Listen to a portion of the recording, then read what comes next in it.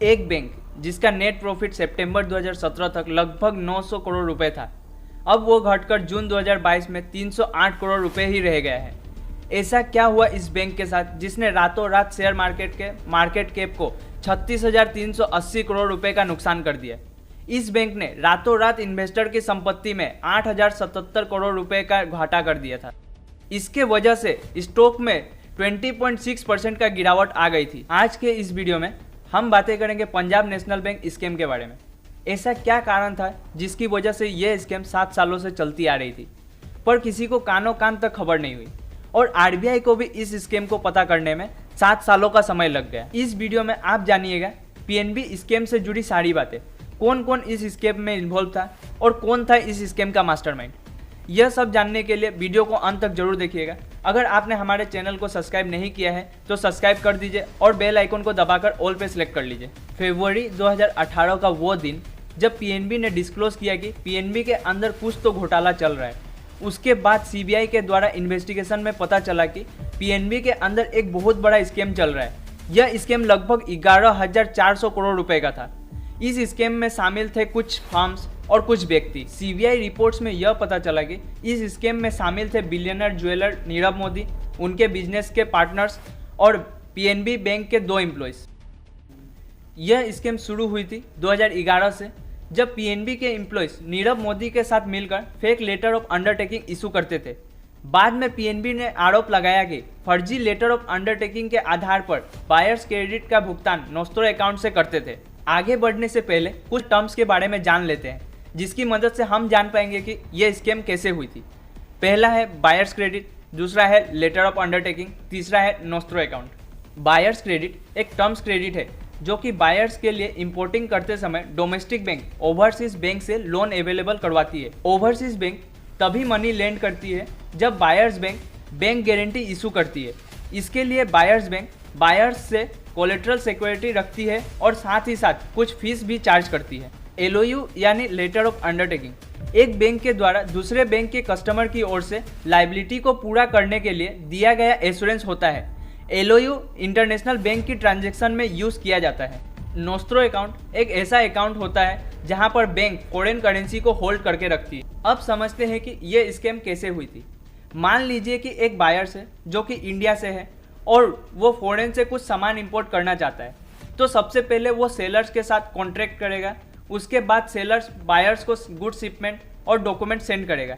अब बायर्स को मनी पे करना होगा और बायर्स के पास उस समय सफिशिएंट मनी नहीं है, तब वो जाएगा बैंक या फाइनेंशियल इंस्टीट्यूशन के पास। वहाँ जाकर बायर्स बैंक से, जो कि इंडियन बैंक है, उससे रिक्वेस्ट करेगा कि उसके लिए लेटर ऑफ अंडरटेकिंग जारी कर दे। तब बैंक उस बायर्स का क्रेडिट रेटिंग चेक करके एलओयू इशू कर देगी। फॉरेन बैंक को लेटर ऑफ अंडरटेकिंग के माध्यम से बायर्स का बैंक एक गारंटी देती है कि अगर बायर्स पे नहीं करता है तो उसके बिहाफ पे बैंक पेमेंट करेगी। इसके लिए बायर्स का बैंक बायर्स से कोलेटरल सिक्योरिटी डिपॉजिट लेती है।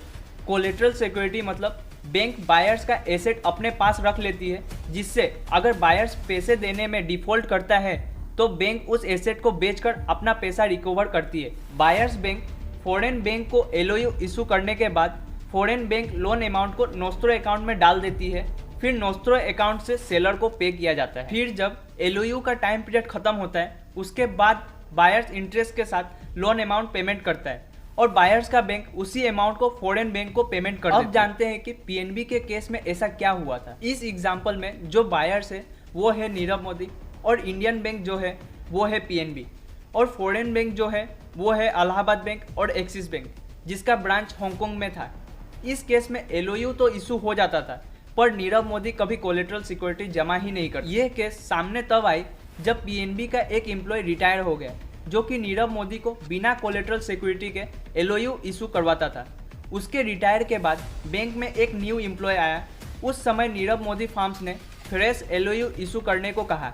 तभी न्यू एम्प्लॉय ने कोलेटरल सिक्योरिटी के बारे में पूछा। तब नीरव मोदी फर्म्स का जवाब आया कि वो पहले भी बिना कोलेटरल सिक्योरिटी के ही एलओयू इशू करवाते थे। उसके बाद कंप्लेंट फाइल हुई और सीबीआई के इन्वेस्टिगेशन में पता चला कि पीएनबी के अंदर बहुत ही बड़ा स्कैम चल रहा है। बहुत ही समय से नीरव मोदी फर्म्स की तरफ से कोई भी पेमेंट नहीं आया है।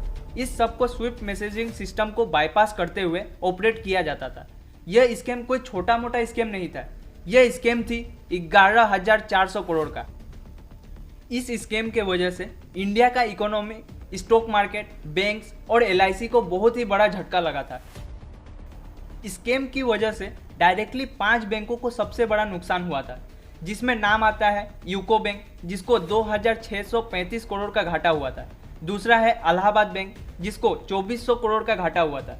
तीसरा है एक्सिस बैंक, जिसको 200 करोड़। चौथा है यूनियन बैंक ऑफ इंडिया, जिसको 1,920 करोड़। और आखिरी है SBI, जिसको 1,360 करोड़ का नुकसान हुआ था। LIC PNB के अंदर में सबसे बड़ा इंस्टीट्यूशनल इन्वेस्टर था।